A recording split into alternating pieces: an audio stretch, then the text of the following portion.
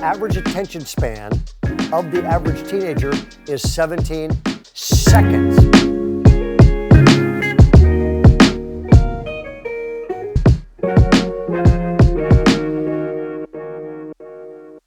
Hey, I'm Ray Johnston. Welcome back to Raising G-Rated Kids. One of my favorite writers is an author named Robert Fulghum. He wrote great books like All I Needed to Know I Learned in Kindergarten after, unfortunately, I spent $50,000 on graduate school. Okay. In that book, he makes a very perceptive observation. He says, find a group of little kids, 5-year-olds, and ask them, how many of you can sing? Every hand goes up. What can you sing? Anything. What if you don't know the words? We'll make them up. Then he goes, ask that same group of little kids, what can you draw? Anything. And then he says a very interesting thing. He says, find that same group of 5-year-olds when they're 18-year-olds and then ask them, how many of you can sing? No hand goes up. How many of you can draw? No hand. They have a massive list of everything they can't do. And then he asks a brilliant question. He just says, what happened? What happened between kindergarten and adulthood to stomp out this God-given zest and love for life and passion that literally God put in the heart of every single kid ever born. And by the time they're 18, our culture has just paved it over, and they have a long list of what they can't do. Okay? One writer put it like this, Dr. George Hunter said this, we are living in one of the first cultures in human history to completely replace faith values with secular values, and its impact on teenagers is staggering, okay? We're in the midst of a series, 7 storms hitting every kid, okay? Fear and premature adulthood and spiritual deconstructing, and here we go. It is the 4th storm, and that's the one we're gonna deal with in this, and here it is. It is the overwhelming influence of media. Okay, now, we're going to actually go at this in Storm 4 and 5, all have to do with media, because you've got mainstream media, which is traditional media that has come, and that is movies, all of this kind of stuff. And then you have the rise in the last 15, 20 years of social media, which is pervasive. So we're going to unpack both of those things. This one is on mainstream media and what's happened because of it. And so all I want to do is say this. The minute television was invented, the entire family changed worldwide, especially in America. Let me give you some statistics. 98% of United States homes have at least one TV set. TV sets, if you have one, are on for an average of 7 hours, 8 minutes a day, which is nothing compared to their phone use now. Okay, households with cable or satellite, 60 hours a week. By age 5, the average 5-year-old in America will have already spent more time watching television than they ever will spend in their entire lifetime talking with mom or dad. So you're going, who's raising who here? Okay. And then here's the staggering one.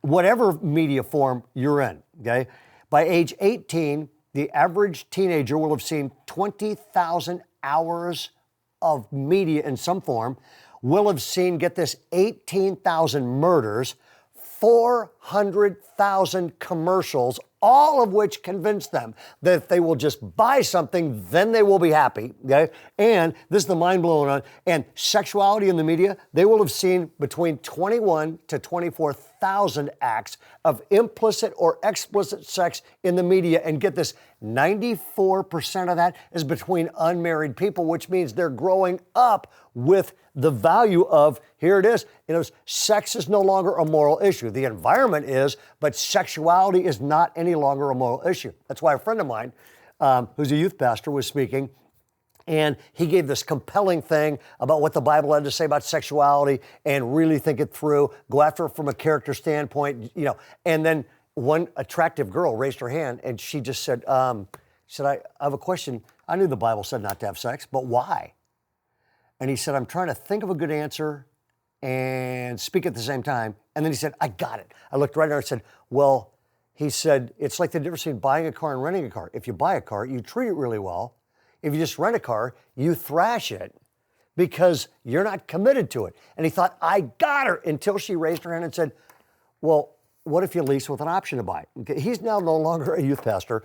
However, what you learn is media is actually shaping values. It's not like they're values neutral. And so 7 professors at Calvin College did a study on the impact of media on teenagers, and here's what they basically said. 7 things. They're going to go on the screen. The results of media is this: 7 things on any media. Okay, you see youth rewarded and it mocks maturity. Secondly is this: materialism. Media creates the idea you can buy happiness. Happiness is just one purchase away. Okay. The third is this: passivity. How do you do media? You sit there and watch. You don't serve, you don't activate, you sit somewhere with a phone or in front of a screen and you just do TV by watching. Okay. Fourth is this: this is scary. Teaching and entertainment have become inseparable. I'm a speaker. It's kind of some of the stuff I do for a living. The most discouraging statistic I read was the other day. I read the average attention span of the average teenager is 17 seconds. Now, if you're an adult watching this, you're in the same thing. You ever been in a setting and somebody's speaking and all of a sudden 17 seconds, you're thinking about something totally different. There's teaching and entertainment have become inseparable, which leads to the next one, which is this: personalities are more important than ideas. Okay, the average teenager right now can give you 10.6 brands of beer, but can only tell you 5.2 former presidents. Something's wrong with that. And one of the disasters of that is this: now when people are running for office, personalities are more important than ideas, which means we are more likely to elect the person that is viewed as they're cooler rather than the person that is smarter and might make great things happen. Okay. The sixth result is this: instant gratification.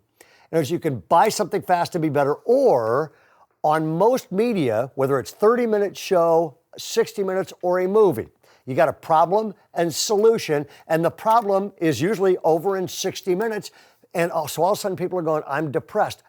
They go see a counselor, one session, I'm not better, something's wrong with me, and it's permanent because the instant gratification thing is incredible. That also has a lot to do with human sexuality, which we'll come back to later. And the real scary one is this: TV shapes their value structure. The number one shapers of value in America used to be the church. Second, it was parents. And third, it was basically media and culture. That has all shifted. Okay? That has all shifted, which means most people are getting their values from the media. So then you got to ask the question, well, if they're getting their values from media, what is media communicating to them? And you'll hear a whole lot more about this in the next video. Okay. However, there's 2 main messages that are coming through 24/7. And the first one is this: sexual purity is for prudes and losers. And somebody wrote a letter a while back, it's still true, to Dear Abby. And here's the letter they wrote. Abby, I'm in love and having an affair with 2 different women. I can't marry them both. Please tell me what to do. And P.S., don't give me any of that morality stuff. Abby's answer was classic. Dear sir, the only difference between humans and animals is morality. Please write to a veterinarian. Okay. I love that when you hear that thing. You're going, pretty much sexual purity is for prudes and losers. The second one is this: material possessions bring fulfillment. You're only one purchase away. And now, if you want to back that up to biblical times, okay, you run. 1 Timothy says this: in the last day, okay, men will be lovers of self, lovers of money, and lovers of pleasure rather than lovers of God. So this isn't new. This is some age-old stuff. It's just being intensified here. And by the way, those 3 things: lovers of self, lovers of money, lovers of pleasure, that's the 3 main things going on. Humanism, lovers of self; materialism, lovers of money; and hedonism, lovers of pleasure rather than lovers of God. So how in the world do we respond in a culture? Kids are growing up in a culture that is basically saying, me first, money first, pleasure first, and everything else in a distant 4th position. How do you do that? I want to wrap this one up by just giving you a couple things as a dad, as a grandfather, as a pastor, as a person that worked with teenagers and people that work with them for 20 years, okay? The role of parents, or in the absence of parents, the role of people who care about kids is to ask the question, what should they learn from family? What should they learn from mom and dad? What should they learn from people that care about them? And here's 3 things: relationships, character, and values. Relationships. At home is where you learn how to resolve conflict. You learn how to connect. You learn how to do affirmation instead of tearing people down. Relationships are built early and modeled in the home. Second is this, character. Character is the sum total of your values and your habits, okay? Kids learn what to value and learn good habits by seeing it at home and modeling, especially early on. And as they get to be adolescents, then you inject all kinds of other experiences and models into life that'll back that up, okay? Relationships, character, and the third one is values, okay? I had a parent say to me a while back, well, I'm not going to impose my spiritual values on my kids. I'm going to let them decide for themselves. To let them decide for themselves is to let media shape them because that's the goal. Okay? And one of the things every parent should do is this, should make a list of values that they want to build into their kids and be intentional about that. If you're looking for material on this, Corey Robertson from Duck Dynasty wrote the best book on developing values in kids I've ever seen. Okay? And it's called Strong and Kind. And what she did, her dad was amazing. And her dad, they had a family charter. And every vacation, they took out their family values and they read those at the end of the vacation. And then they said, is there anything else? And she said, we just kept adding values. And when she was raising her own kids, they decided, we're going to parent intentionally. We are going to shape these kids. We're going to shape their values. And of everything, what do we want our kids to be? And it was brilliant. She said, when it all came down to it, I want to raise kids that are strong, and I want to raise kids that are kind. That kind of intentionality brings some great results, okay? One of the things we did in our home was this. We pretty much were like, one of my values I wanted to build in was no whining, okay? And so we actually had a rock in the backyard. We named it Whiny Rock. And so whenever one of our kids or more were whining, no matter what the weather was like, I went, okay, out to Whiny Rock. Oh, we take them out and say, look, you can't come back in until you have a good attitude. Okay? And they'll be in years of therapy because of this. But they would be out there and they'd come back in. I'd say, oh, you don't look happy enough yet. You're still whining, back out. Okay. Whiny Rock, we still talk about that. Because I wanted to raise kids that were fundamentally positive, life-affirming kids. Now the only person that gets sent to Whiny Rock is me. Okay, they send me out there all the time, and it usually takes a lot longer to get me back. So this whole thing is, there are storms hitting kids, and I don't think any storm is as pervasive, is as 24/7 as the storm of what media is doing to kids, the overwhelming influence of media, first in mainstream, what we've talked about, and the next storm, we're going to unpack social media and its impact. We'll see you at the next storm.